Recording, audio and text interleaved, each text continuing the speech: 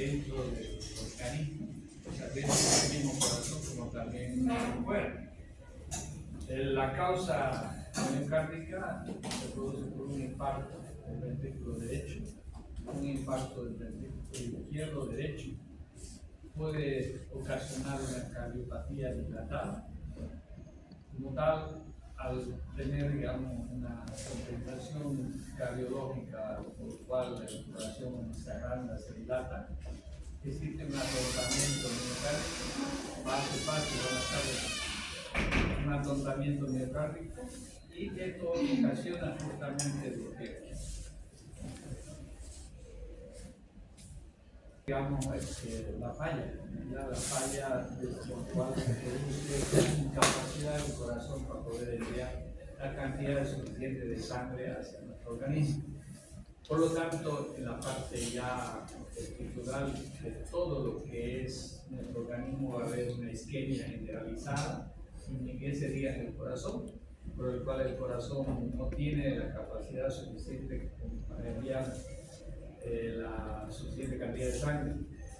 Entonces se produce el infarto o ruptura del músculo papilar, cuerda tendinosa en las válvulas sobre todo. Puede haber también ruptura del tabique interventricular o de la pared libre, o también se puede presentar un aneurisma del ventrículo izquierdo. Entonces, al presentarse el aneurisma, por supuesto que va a haber un debilitamiento de la pared del ventrículo izquierdo. Se instala la insuficiencia aórtica aguda por disección de la arteria aórtica, y también se puede llegar a presentar una estenosis aórtica crítica. El shock cardiogénico, desde el punto de vista clínico, es ocasionado por un brusco deterioro de la función cardíaca. ¿Cuál es la principal función cardíaca? La contráctil, ¿no? ¿Cuáles son las funciones que tiene el corazón fisiológicamente? Bombear sangre y transportar oxígeno hacia todos los tejidos. No, pero ¿cómo se llaman las funciones normales que tiene? En fisiología se llama eso.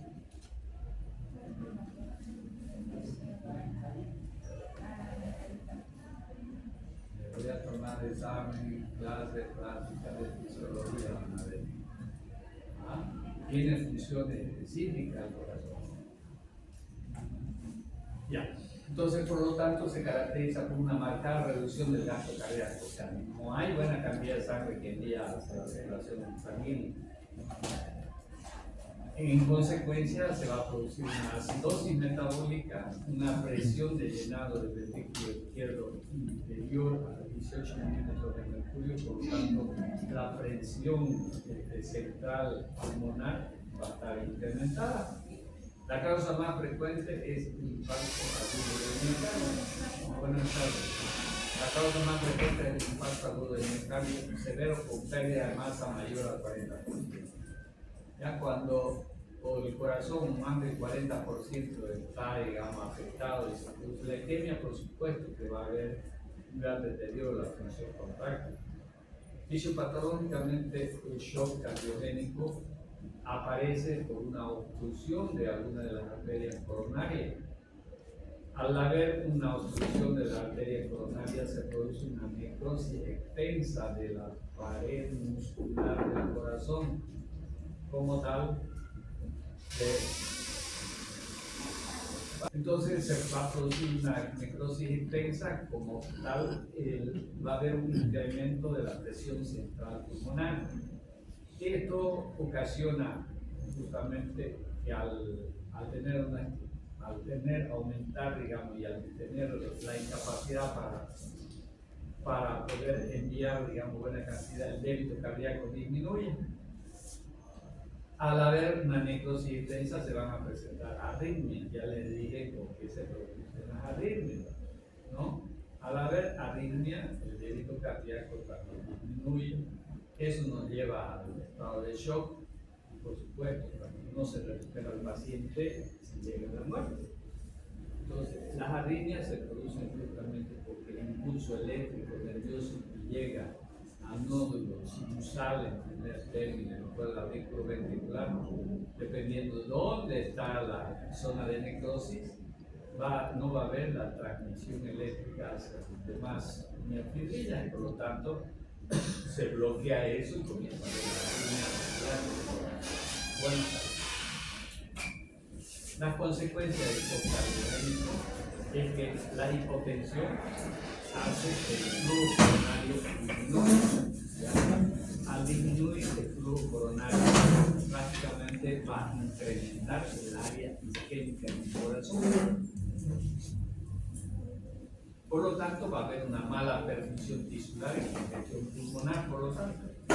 Eso nos lleva hacia la acidosis metabólica, la hipoxemia y las alteraciones hidroelectrolíticas consecuentes. Eso va a hacer que haya la agravación de la disfunción ventricular en la área isquémica del corazón.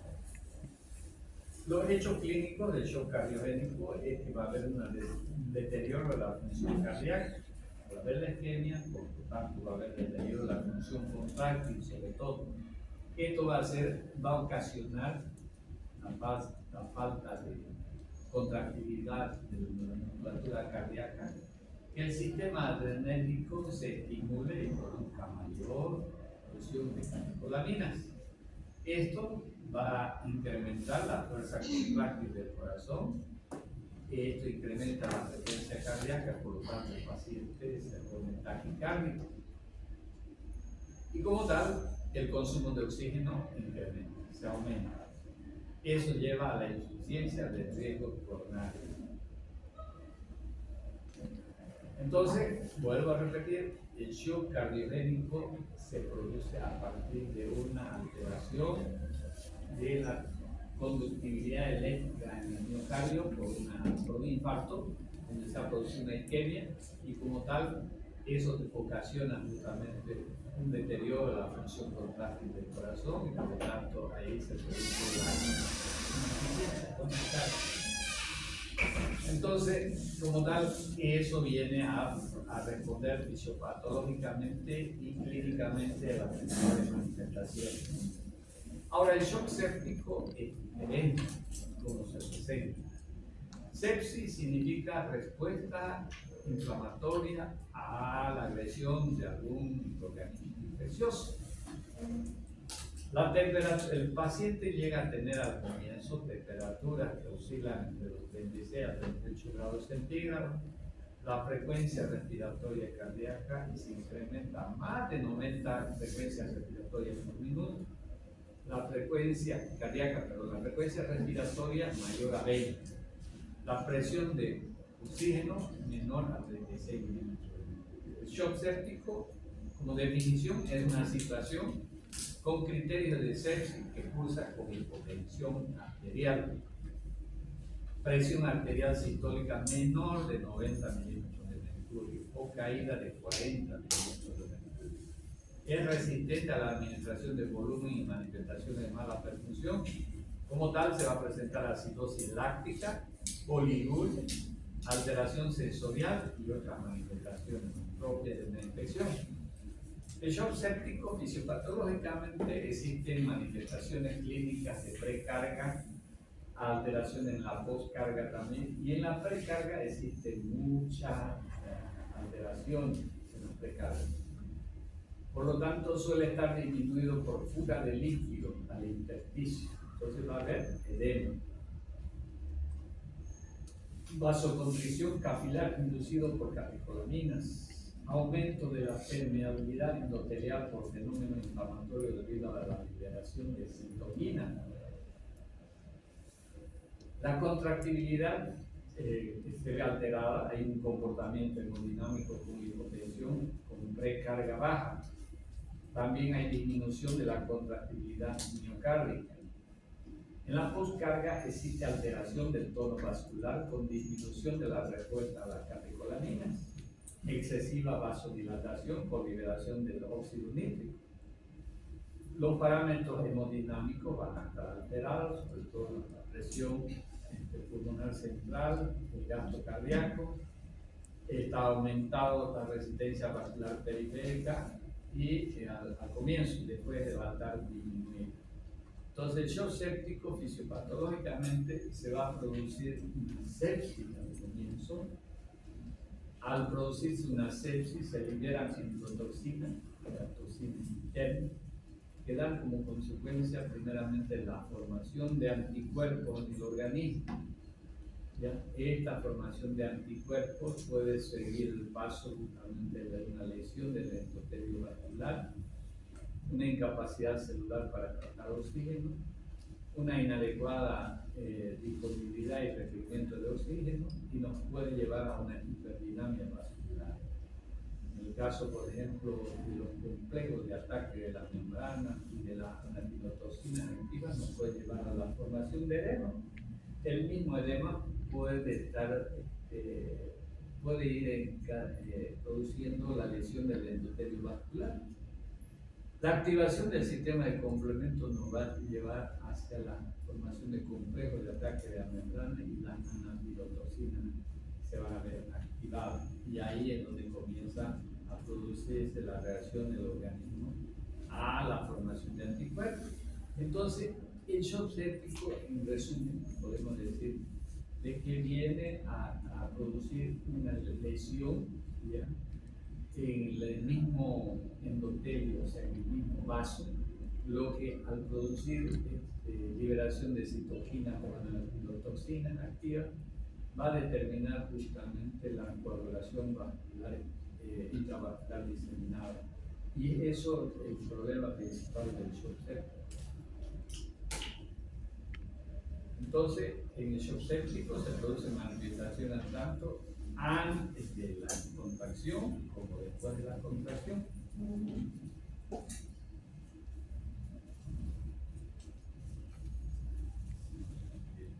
Las enfermedades cardiovasculares. Las enfermedades del corazón y las enfermedades del sistema de los vasos sanguíneos, arterias, capilares y venas, tales como en el cerebro, las piernas, los pulmones, son enfermedades que verdaderamente se producen tanto en la bomba principal, que es el corazón, como también en los conductos, que son las arterias, las venas y capilares.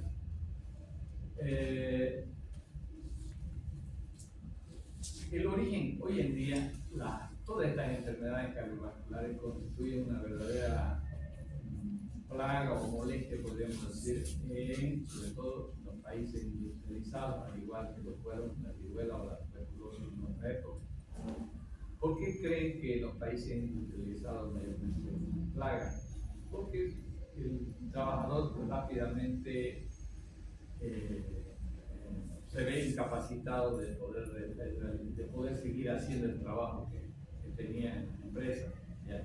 Las empresas se quedan con mucho vacío de trabajadores que llegan a fallecer tempranamente por un infarto o quedan con secuelas por ejemplo de un accidente vasculocerebral, por una hipertensión, por un problema pulmonar a causa, por ejemplo, de un shock.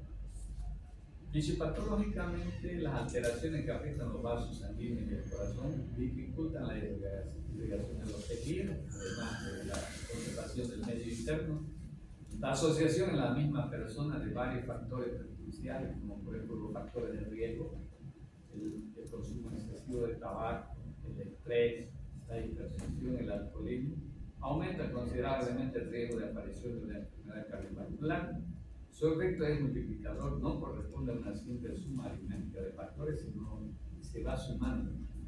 ¿Ya? Y ustedes saben que el tabaco, ¿por qué es dañino para la enfermedad cardiovascular? ¿Ah? No tiene nicotina. Por la nicotina. ¿Qué hace la nicotina? Lesión en los tallos de las arterias. ¿Ya? ¿Qué más produce? Aparte de la lesión. Ya llevan farmacología, ¿no? ¿Qué hace la nicotina? ¿Qué tipo de droga es? Ya, también, pero aparte la principal por el cual no se aconseja, por ejemplo, ¿por qué a un paciente que le han operado el corazón le prohíben terminantemente el cigarro? Aparte, digamos, porque eso tiene un efecto inmediato, porque es estimulante del sistema nervioso, ¿ya? alcohol ser estimulante de carga para adrenalina, ¿ya? Entonces por eso no es aconsejable. Algunos dicen, no, el cigarro me calma los nervios, mentira, es psicológico eso, no calma los nervios, normalmente estimula, es un estimulante, ¿verdad? El alcohol, por ejemplo, al comienzo el alcohol es estimulante, ¿no ves? Si está tomando chiflines, al comienzo ríe, grita, habla fuerte, todo eso. Después ya cuando está después de 2 horas, 3 horas de consumo de alcohol, ya se deprimen, ¿no? Es un depresor ya. Cuando lleven en farmacología van a ver, porque es fundamental saberlo. Aparte de eso, el alcohol, que aparte de ser un vasodilatador primero y después vasoconductor, así toda la depresión o la vasoconstricción viene a consecuencia de la deshidratación. El que toma alcohol rápidamente se deshidrata, por eso no es que cada rato uno va al baño, por la diuresis, que estimula, es un diurético el alcohol. Por la diuresis uno elimina bastante líquido y al día siguiente, como amanece, está seco, eso. Entonces esa es lo que se llama la explicación.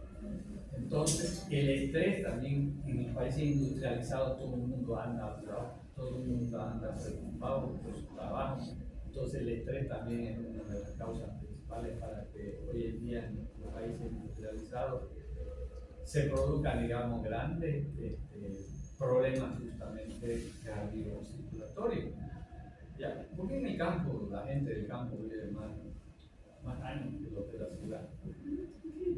No hay vacuna, no hay esa aglomeración, no hay ese efecto, digamos, multiplicador del tráfico, todo lo que concierne, digamos, al estrés. ¿Ya? Estadísticamente, cada año las enfermedades cardíacas encabezan la lista de problemas de salud más graves de todos los países. De hecho, las estadísticas demuestran que las enfermedades cardiovasculares constituyen el mayor problema de salud ahorita, por ejemplo, no solamente en Estados Unidos, en nuestro país también ha cambiado, por ejemplo, el perfil epidemiológico, ya son puros enfermedades metabólicas las que dominan hoy en día. Si ustedes van y sacan la estadística de cualquier establecimiento de salud, ven qué patologías mayormente se atienden diariamente, ustedes van a ver que las enfermedades metabólicas son en primer lugar diabetes, hipertensión, obesidad, insuficiencia renal, insuficiencia cardíaca, etcétera, etcétera. ¿Ya? Al menos dice 80 millones de personas, y esto ya debe haber superado en este país, sufren de algún tipo de enfermedad cardiovascular. Una de cada 3 personas sufre de algún tipo de enfermedad cardiovascular. Esto incluye presión sanguínea alta, 65 millones, cardiopatía coronaria, unos 13 millones, accidente cerebrovascular, 5.5 millones, efectos cardiovasculares congénitos, 1 millón, e insuficiencia cardíaca cognitiva, 5 millones. La cardiopatía reumática o fiebre reumática es responsable de más de 3.000 muertes en Estados Unidos. Casi uno de cada 2.8 fallecimientos se produce como resultado de una enfermedad cardiovascular y más de 2.400 estadounidenses mueren a diario debido a enfermedades cardiovasculares, lo que representa un promedio de una muerte cada 37 segundos. La enfermedad cardiovascular es la causa de más muertes, las siguientes 5 causas de muerte combinadas, que son el cáncer, las enfermedades respiratorias crónicas, de vías inferiores, los accidentes cerebrovasculares, la diabetes mellitus y la gripe o neumonía. La creencia que las enfermedades cardíacas afectan principalmente a los hombres es incorrecta. De hecho, las enfermedades cardiovasculares constituyen la principal causa de muerte entre las mujeres. En la actualidad, estas enfermedades causan casi medio millón de muertes de mujeres anualmente. Aproximadamente un tercio, el 23% de la muerte por enfermedades cardiovasculares fueron prematuras antes de los 75 años de edad. Por lo tanto, la expectativa de vida al nacer tiene un promedio aproximado durante ese año de los 75 años. Eso significa que algunos, por ejemplo, llegaremos a 75, otros no llegaremos.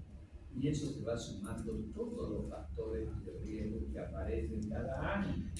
Antes, por ejemplo, acá en Santa Cruz, no había tantos marcadores de riesgo como hay ahorita, ¿ya? Para muchas enfermedades, por eso es que mucha población que está muriendo antes de los 65 años.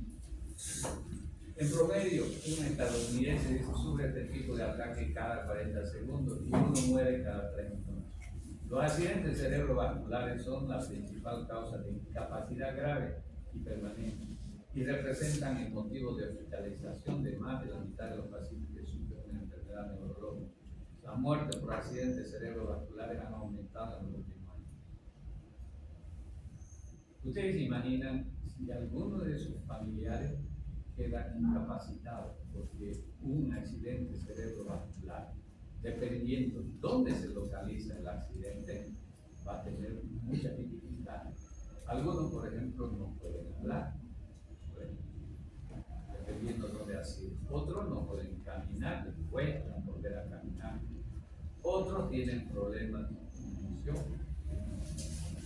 dependiendo de dónde es afectado la neurona que tenemos en nuestro organismo. Tenemos sus centros, centros vitales, que es importante que lo encuentren. Ya dependiendo de dónde ha sido localizado el infarto cerebral o la hipoxia cerebral para que uno quede discapacitado. Y hay muchos que, por ejemplo, quedan de por vida. Otros son una carga para la familia. ¿Por qué? Porque necesariamente tiene que haber alguien que los atienda. Ya no pueden valerse por sí solos. Uno cuando está bien, todo eso se vale por sí solo, no necesita de nadie. Pero en el discapacitado ya no es lo mismo. ¿Ya? Entonces, por eso es que es importante. Las enfermedades cardiovasculares, es decir, el corazón y los vasos sanguíneos, son la cardiopatía coronaria, la enfermedad de los vasos sanguíneos que llegan al músculo cardíaco, las enfermedades cerebrovasculares, la enfermedad de los vasos sanguíneos que llegan al cerebro, las arteriopatías periféricas, la enfermedad de los vasos sanguíneos que llegan a los miembros superiores e inferiores, la cardiopatía reumática, que ya vimos, las lesiones del miocardio y las válvulas cardíacas debidas a la fiebre reumática, una enfermedad causada por bacterias denominadas estreptococcus, las cardiopatías congénitas, que es lo que vamos a ver posteriormente, que son malformaciones del corazón presentes desde el nacimiento, las trombosis venosas profundas y embolias pulmonares, los coágulos de sangre, que son los trombos en las venas de las piernas, que pueden desprenderse en émbolo y alojarse en los vasos del corazón y los pulmones. Es el mayor riesgo. Se dice que las trombosis mayormente vienen a consecuencia de un desprendimiento del trombo de algunas de las varices. Por eso las personas que tienen varices siempre recomendamos que hagan un tratamiento. Hay diferentes grados de formación de las varices. Cuando las varices recién se están formando, es necesario hacer un tratamiento. ¿Quién hace el tratamiento? Pues lo hace el vascular. Ahora hay tipos de varices que ya requieren intervención quirúrgica, hace un vaciamiento del pecho. ¿Por qué? Porque es peligroso para esa persona tener varices. Peligrosísimo. Porque la mayoría de los casos de infarto, mayormente vienen a consecuencia del desprendimiento por aumento de la presión sanguínea de un trombo originado en las varices. Ahora también existe otro riesgo, son las fracturas que sufre un ser humano, más aún si no ha sido expuesta, si ha sido solamente interna, pero con desplazamiento de segmentos, ¿no? Se llama, una son las fisuras, en traumatología se van a llevar. Una es la fisura cuando el hueso se ha rajado, pero no se ha desprendido, no había desplazamiento. Solamente está roto así. Hay una fisura como cuando un palo se raja, el hueso también se puede rajar, esa es una fisura. Y cuando es una fractura, se desprende ambos extremos y pueden desplazarse. Entonces, si este es mi hueso, se desplaza y prácticamente se entrecruza. Ahí es cuando se le acorta si es el miembro superior, miembro inferior. ¿Ya? Y eso requiere justamente un tratamiento rápido, ¿no? Entonces el traumatólogo lo que hace es ponerlo en su lugar y como el carpintero hace la colocación de bisagritas ahí o placas que lo fijan con tornillo al hueso. Entonces, pasado los 15, 20, dependiendo cómo hace la fractura, el hueso vuelve a soltar sin necesidad de hacer nada, vuelve a soltar el hueso. Y una vez que ha formado callo, ya, entonces recién se puede retirar la placa y el ferro. Si es que uno lo quiere, pero si no le molesta para nada, puede tenerlo dentro de la. No hay necesidad de volverlo a sacar, porque eso es material orgánico. La trombosis venosa profunda y embolia pulmonar coágulo de sangre en las venas de las piernas que pueden desprenderse y alojarse en el vaso del corazón y del pulmón. Las diferentes enfermedades cardiovasculares tenemos el aneurisma, la angina, la arteriosclerosis, los accidentes cerebrovasculares o apoplejía que se llaman, y las enfermedades cerebrovasculares. La arteriosclerosis se caracteriza por la presencia de depósitos de grasa en la pared de las arterias que dificultan la circulación de la sangre. Esta alteración puede afectar a las arterias del corazón como las coronarias. La arteriosclerosis constituye la primera causa de muerte en el mundo occidental. ¿Y por qué creen que se produce la arteriosclerosis?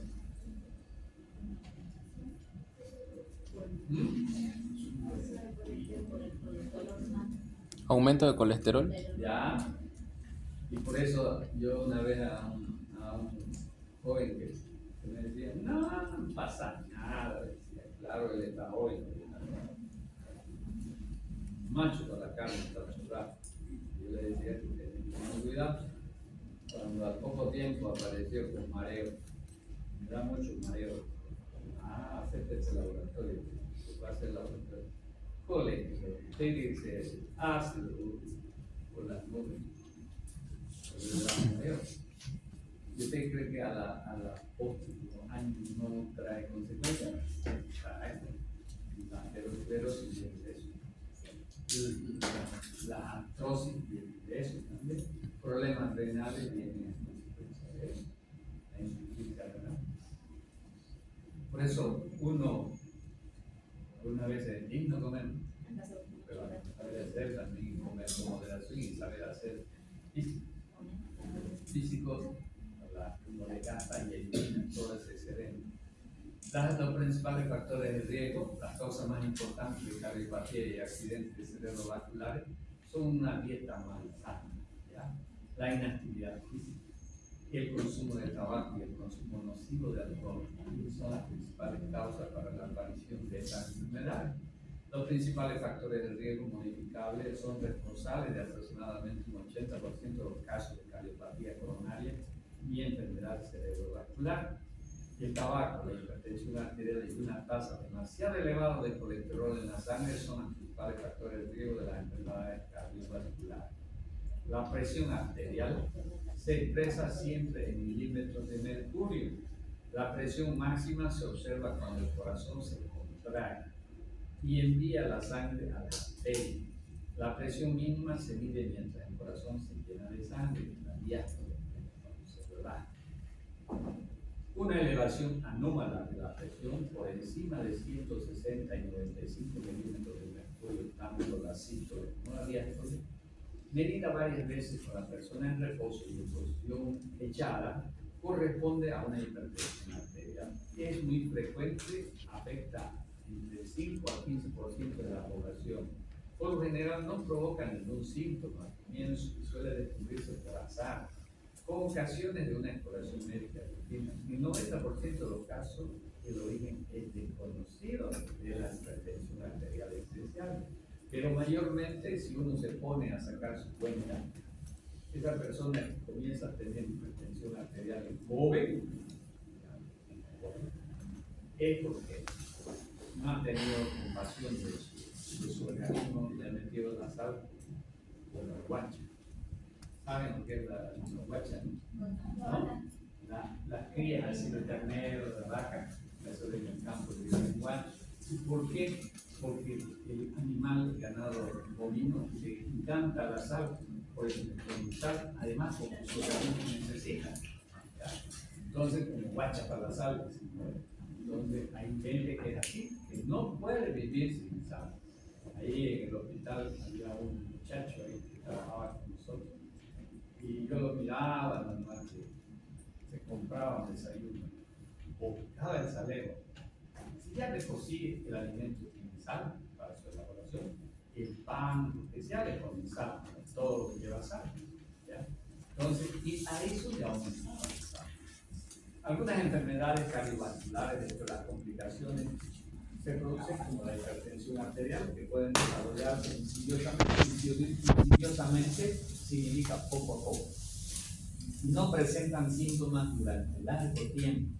Otras, por el contrario, por ejemplo, el infarto de miocardio, pueden revelarse de forma dramática por un paro cardiorrespiratorio, muerte súbita o por una insuficiencia cardíaca. Son las muertes súbitas, pues, por el infarto. ¿Ya? Sin embargo, generalmente los síntomas marcan la evolución de una enfermedad cardíaca. Se puede tratar de un ahogo anormal durante el esfuerzo físico, durante las palpitaciones, pérdida de conocimiento breve, ¿ya? A menudo debido a un enlentecimiento excesivo del corazón o a una disminución de la sangre que bombea, una bajada de la tensión arterial y presión arterial o una hipertensión. Puede terminar con cualquiera de estas enfermedades, principalmente la alteración o la enfermedad del corazón. El diagnóstico, para un diagnóstico es esencial las primeras horas y que los síntomas pueden desaparecer y se presentan nuevamente. Los señales de ataque cardíaco: sensación de malestar en el pecho o depresión o dolor. Mayormente, si está teniendo un infarto, siempre se va a llevar la mano al pecho y por más que no pierda el conocimiento, va a sentir una sensación de quemazón detrás del pecho. ¿Ya? Y va a comenzar a sentir una sensación de desvanecimiento, que es por lo que se está produciendo el bloqueo. Y por lo tanto, llega un momento que no aguanta el dolor y se va a quejar del dolor. Las señales de que se está produciendo un derrame cerebral: pérdida de la sensibilidad repentina o parálisis del rostro, del brazo, la pierna, especialmente en un solo lado del cuerpo. Comienza o se cae, la persona si está parada, o puede estar sentada también, pero se cae porque no puede manejar el cuerpo. ¿Ya? Y ustedes saben si la parálisis del lado derecho, ¿a cuál lado es la alteración de la circulación? ¿No? ¿Cómo? ¿A qué lado de la circulación? Por eso, si yo comienzo a sentir una parálisis del lado derecho, no lo muevo el brazo, la pierna, en mi cerebro, ¿dónde está el problema? ¿Lado derecho o lado izquierdo? El lado izquierdo. Izquierdo, porque no nos olvidemos que el chiasma se intercruza en la rodilla, la nerviosa, la entonces, al izquierdo, ¿no? Todo es cruzado. ¿Ya? Hay pérdida de la sensibilidad repentina o parálisis del rostro, del brazo o pierna, especialmente en un solo lado del cuerpo, ¿no? ¿Cuáles son los síntomas comunes de las enfermedades cardiovasculares? Los síntomas de cardiopatía y de accidente cerebrovascular a menudo no suelen presentar síntomas. En su primera manifestación puede ser un ataque al corazón o un accidente cerebrovascular. Los síntomas del ataque al corazón consisten, por ejemplo, en dificultad para respirar, sienten una sensación de opresión, puede inclusive tener palidez el paciente, llegar a la náusea y vómito, y el dolor de la mandíbula comienza a temblar el paciente, o la espalda son más frecuentes, sobre todo en las mujeres. Y los síntomas más comunes de un accidente cerebrovascular son la pérdida súbita, generalmente unilateral, de la fuerza muscular en los brazos, piernas o cara. El tratamiento de estas enfermedades, a diferencia de las otras condiciones médicas crónicas, las enfermedades cardiovasculares son tratables y reversibles, incluso después de llevar un largo tiempo con la enfermedad. El tratamiento está enfocado en la dieta y la reducción del estrés. ¿Ya? Si la enfermedad es muy grave, puede llegar a una cirugía y en extremo a la muerte. Hay ciertas patologías, por ejemplo, que si se interviene rápidamente no producen mucho daño, como por ejemplo los infartos. El infarto, cuando se dan cuenta a tiempo o rápidamente lo intervienen en el paciente, pueden hacer llegar a hacer el bypass, que se llama una angiografía, el bypass, y se corrige la falta de circulación y se puede recuperar cuando es rápido la zona afectada, ¿no?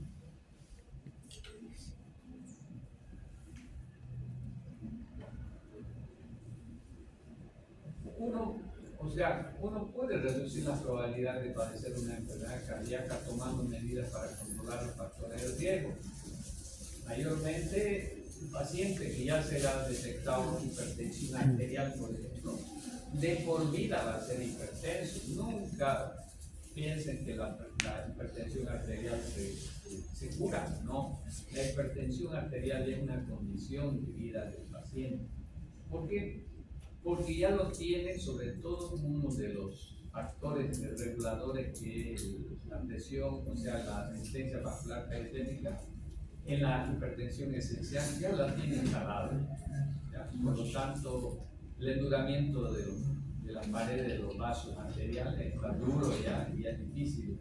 Ni con papayo se ablanda ya eso. Entonces hay que controlar su presión arterial. Hay que enseñarle cómo se debe controlar y cómo interpretar al paciente. Hay que disminuir el consumo, sobre todo de grasas saturadas, que tienen mucho colesterol.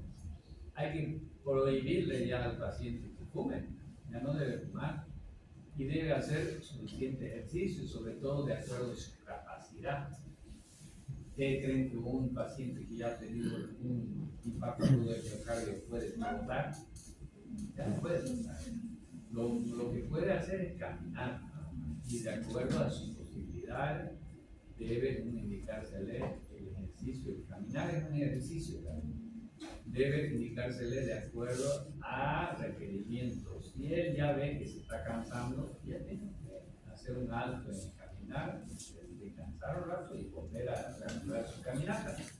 De tal manera que no le exija mucho al corazón, porque cuando comienza a agitarse, es porque le está exigiendo el ejercicio mucho a su corazón, que no tiene la misma capacidad de bombear. Cuando nosotros tenemos una línea, es porque verdaderamente el corazón no está siendo suficiente para bombear los requerimientos que están teniendo al hacer ejercicio. La alimentación es importante justamente para recuperar al paciente. Numerosos estudios han puesto en evidencia los lazos que unen la alimentación y las enfermedades cardiovasculares. Algunos indican que el riesgo de infarto de miocardio es mínimo cuando la alimentación es rica en fibra, fruta, verdura y sobre todo cereal. Otros reconocen el efecto protector del pescado a largo plazo, ya que mejora la concentración de las grasas circulantes en la sangre y disminuye la presión arterial. Finalmente, algunos estudios recomiendan un consumo moderado de alcohol. ¿Qué tipo de alcohol? Especialmente dice el vino, pues ello parece disminuir considerablemente el riesgo de enfermedades cardiovasculares, en particular del infarto de miocardio. Dicen que la uva fermentada, el vino, es bueno como lipomiente, o sea, disminuye y deshace los átomos de grasa, ¿ya? Y por lo tanto no hay riesgo. Por eso dicen algunos, ¿no? Vamos a tomar un poquito de vino después de haber consumido chancho o un churrasco. Aquí lo que saben de bebida alcohólica con eso, lo que no saben le plantan como a la cerveza ya hace más daño. ¿Por qué? Porque la cerveza es un fermento, es una levadura, y al consumir levadura estamos fermentando más y estamos ayudando más a la grasa. La prescripción del ejercicio físico es importante, ya que ellos nos van a ayudar bastante. Para obtener los mayores beneficios, la actividad física regular y cotidiana debe realizarse siguiendo los principios básicos de entrenamiento, no con miras a incrementar el rendimiento deportivo, sino con el objetivo de mejorar la capacidad funcional del paciente. Si bien para la práctica de la actividad física las recomendaciones son generales, Estas prácticas se deben adaptar a la necesidad de cada individuo atendiendo su particularidad. Razón por la cual antes de prescribir el programa de ejercicio se deben hacer una historia médica pormenorizada, una valoración de la sintomatología clínica y una prueba de esfuerzo que se debe repetir cada 3 a 6 meses para adoptar el programa de ejercicio y garantizar su pertinencia. Algunas veces nosotros dedicamos nomás a hacer el ejercicio sin tener en cuenta a nuestra bombita. Algunas veces no medimos su capacidad de la bomba y le metemos nomás, y ahí es donde aparecen los problemas justamente de pérdida de conocimiento, comienza a aparecer insuficiencia cardíaca, etcétera, etcétera. Y algunos deportistas pueden llegar a fallecer, ¿no? por un ejercicio, digamos, intenso, sin haber medido la capacidad correspondiente al corazón. La intensidad, duración y el tipo de ejercicio. En cuanto a la intensidad del ejercicio se puede definir de manera absoluta o relativa. Equivale al gasto energético requerido para el desarrollo de la actividad, que usualmente se expresa en metros, equivalente en energético metabólico. El consumo de oxígeno es la cantidad de oxígeno utilizado por el organismo en un momento determinado, se expresa en mililitros por kilogramos por eso por minuto. El volumen de oxígeno es la máxima cantidad de oxígeno que un individuo puede extraer de la atmósfera, transportarla y utilizarla mediante la realización de una prueba máxima, en la que hay participación de la mayor masa muscular posible. Si bien la medición directa del volumen de oxígeno es el mejor indicador no invasivo de la capacidad funcional del sistema cardiovascular ante el ejercicio, en nuestro medio, dado el equipo requerido para su evaluación, este parámetro es poco usado, salvo en algunas instituciones especializadas como la medicina deportiva. ¿Qué es la frecuencia cardíaca? La frecuencia cardíaca es la respuesta inmediata del sistema cardiovascular al ejercicio. Es un aumento de la frecuencia cardíaca secundario a una disminución del tono vagal y a un incremento de la actividad simpática, ¿no? Entonces, cuando nosotros estamos haciendo ejercicio, pues lo estimulamos al simpático. ¿Para qué? Para que nos descargue más adrenalina. ¿Y qué hace la adrenalina? Hace funcionar el corazón más rápidamente, ¿vale? En la predicción de la actividad física, usualmente se utiliza la frecuencia cardíaca de reserva para determinar la frecuencia cardíaca de trabajo de la siguiente forma. Entonces, frecuencia cardíaca máxima menos frecuencia cardíaca en reposo nos va a dar la frecuencia cardíaca del trabajo. En nuestro medio, la frecuencia cardíaca del trabajo es el parámetro más utilizado para la prescripción del ejercicio en persona. La prescripción subjetiva del esfuerzo, ¿ya?, es un indicador subjetivo del grado de fatiga. Califica el grado del esfuerzo del ejercicio en forma ascendente desde los 6, que es muy suave, hasta los 20. Nuestro medio es el parámetro más utilizado para la prescripción del ejercicio en personas con enfermedades cardiovasculares, ¿no? Entonces, cuando nosotros vemos que el ejercicio está provocando un aumento, por ejemplo, de la frecuencia respiratoria, pues tenemos que pararla. Porque dice el grado de esfuerzo del ejercicio de forma ascendente puede ir desde los 6 frecuencias hasta los 20. De ahí se pasa y hay que continuar. La duración y la frecuencia. Los beneficios del ejercicio no demandan altas intensidades, si bien los mayores beneficios parecen obtenerse a intensidades elevadas, la cantidad total de actividad física realizada es al parecer más importante. Probablemente se requiere sobrepasar un umbral de intensidad para la obtención de los beneficios cardiovasculares. No se conoce un valor exacto y este puede variar de una persona a otra. Tipo de ejercicio. Los ejercicios se pueden clasificar en 3 tipos de acuerdo con el estrés que se genera sobre el sistema cardiovascular. Puede ser un ejercicio isotónico, isométrico o dinámico.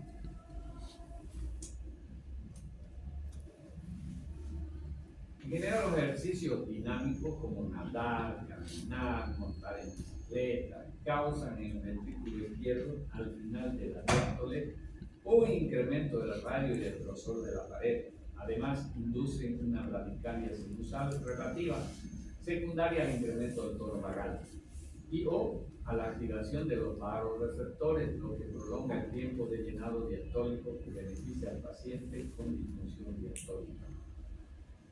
Entonces, ¿qué función había tenido el corazón? Además de la función manométrica. Y eso es lo que revisaba hace rato, cuáles son las funciones desde el punto de vista fisiológico. Si bien los ejercicios dinámicos o anaeróbicos han sido tradicionalmente recomendados para modificar los factores de riesgo cardiovasculares, los ejercicios de resistencia, ejercicios con pesas, poleas, bandas elásticas, etc., incrementan la masa muscular, la tasa metabólica basal y por consiguiente el gasto energético, por lo que deberían ser incluidas en los programas de acondicionamiento físico para mejorar la calidad de vida, ya que facilitan la realización de las tareas caseras que requieren fuerza. La prescripción del ejercicio para personas con enfermedad cardiovascular y la prescripción del ejercicio para personas con enfermedad cardiovascular. El paso inicial es la clasificación del estado funcional, seguida de la elaboración del programa de acondicionamiento físico. La clasificación del estado funcional, clase A, sujetos aparentemente sanos. Esta clasificación incluye a niños, adolescentes y hombres menores de 45 años y mujeres menores de 55 años, quienes no presentan síntomas o no saben si tienen enfermedad coronaria o factores de riesgo. También pueden ser hombres de 45 años o más y mujeres de 55 años o más quienes no presentan síntomas de enfermedad cardiovascular y tienen menos de 2 factores de riesgo. Y 3 hombres de 45 años o más y mujeres de 55 años o más que no presentan síntomas de enfermedad cardiovascular y tienen 2 o más factores de riesgo. Los clases B son sujetos con enfermedades cardiovasculares estables con bajo riesgo de complicaciones con el ejercicio vigoroso, pero con riesgo mayor que el de individuos sanos. Esta clasificación incluye a los individuos con las siguientes diagnósticos y características clínicas de esta clasificación. Los diagnósticos: enfermedad coronaria. ¿Qué son las enfermedades coronarias? Un infarto de miocardio, una cirugía de revascularización coronaria, los bypass coronarios, por ejemplo, que le ponen al paciente sufrido infarto, angioplastia coronaria, también que le hacen posterior al infarto, angina de pecho, angiogramas coronarios anormales, o una prueba de esfuerzo anormal, o personas que tienen una condición estable. Segunda, enfermedad cardíaca valvular, excluyendo la estenosis valvular severa o la resucitación. Tercero, enfermedad cardíaca congénita, de acuerdo con la clasificación de riesgo establecida en la 27 Conferencia de Bethesda. Cuarto, cardiopatías, incluye pacientes estables con falla cardíaca, sin cardiopatía hipertrófica o miocarditis reciente. Y 5, sujetos con una prueba de esfuerzo anormal, pero que no cumplen los criterios de la clasificación tipo C. Las características clínicas son: primero, pacientes clasificados en la categoría 1 y 2, capacidad de ejercicio mayor de 6 metros, tercero, sin falla cardíaca congestiva, 4, sin isquemia miocárdica o angina durante el reposo durante una prueba de esfuerzo, 5, incremento normal de la presión sistólica durante el ejercicio, 6, sin taquicardia ventricular durante el reposo o el ejercicio. La CC, sujetos con riesgo moderado o alto de complicaciones cardíacas durante la realización del ejercicio o incapaces de realizar de forma autónoma una actividad física regular segura. Esta clasificación incluye sujetos con los siguientes diagnósticos y las características clínicas de clasificación. Los diagnósticos: 1, enfermedad coronaria; 2, enfermedad cardíaca valvular, excluyendo estenosis valvular severa o resucitación; 3, cardiopatía, fracción de eyección menor de 30%, incluye pacientes estables con falla cardíaca, sin cardiopatía hipertrófica o miocarditis reciente; y 4, las arritmias ventriculares complejas mal controladas, Las características clínicas. Paciente clasificado en categorías 3 y 4. Resultado de una prueba de esfuerzo, capacidad de ejercicio menor de 6 meses, angina o isquemia, disminución de la presión sistólica durante el ejercicio por debajo del nivel de reposo y taquicardia ventricular inestable durante el ejercicio. Episodios previos de paro cardíaco que no haya ocurrido en presencia de un impacto agudo del miocardio o durante una intervención. Y 4 problemas de salud que el médico considera. 4. Clase D, sujeto por enfermedad inestable con restricción para la realización de la actividad física. Esta clasificación incluye isquemia inestable, estenosis valvular sintomática y severa o rehabilitación, falla cardíaca descompensada, arritmias no controladas, otras condiciones que se pueden agravar con la actividad física. Para los pacientes clasificados en las categorías B y C, los ejercicios dinámicos deben ser realizados de 3 a 6 veces por semana, durante mínimo 30 minutos por sesión con una intensidad entre el 40 y el 60% del volumen de oxígeno. Pasos que se deben seguir para la determinación de la intensidad del ejercicio en los programas de acondicionamiento físico. Inciso A, definir la intensidad del ejercicio por medio de, primero, la frecuencia cardíaca del trabajo, que inicialmente oscila entre el 40 y el 60% de la frecuencia cardíaca, determinada en la prueba de esfuerzo. Segundo, el volumen de oxígeno, que oscila entre el 40 y el 60%. Y tercero, la resistencia que pueda tener, digamos, pulmonar ya establecida, que puede oscilar entre 2 y 3 en la escala de Gordon. Programar la carga de trabajo de tal forma que se alcance el criterio de intensidad entre 3 y 6 minutos después de iniciar el ejercicio. Y C, asegurar que la intensidad del ejercicio sea bien tolerada, por lo cual se utiliza la escala de Gordon. ¿Eso quieren? ¿Quién quiere aprender a hacer ejercicio? Ahí está. Se lo voy a pasar la diapositiva, ahí está, ya para que se pase. El que quiere hacer ejercicio está. Todo está, cuánto debe hacer el primer día y tal la edad. Ahora, si ustedes tienen menor edad de eso, pueden hacer tranquilamente, ¿no? Un paciente de 56 años que tenga una talla de 152 centímetros, peso de 72, chiquitito y pesadito, ¿no? Gordito, entonces, es un gordito. Frecuencia cardíaca de 79, frecuencia cardíaca de 173 pulsaciones por minuto, el otro 186. El primer día se debe hacer un calentamiento durante 10 minutos, tanto de abdomen, región lumbar, ejercicio dinámico, etc. Ahí está. Para que se distraigan en modo de descanso. A todos. Se pueden hacer, se puede ir combinando hasta 3 días. Después se puede combinar y se vuelve a hacer repetir días y días. Bien, jóvenes.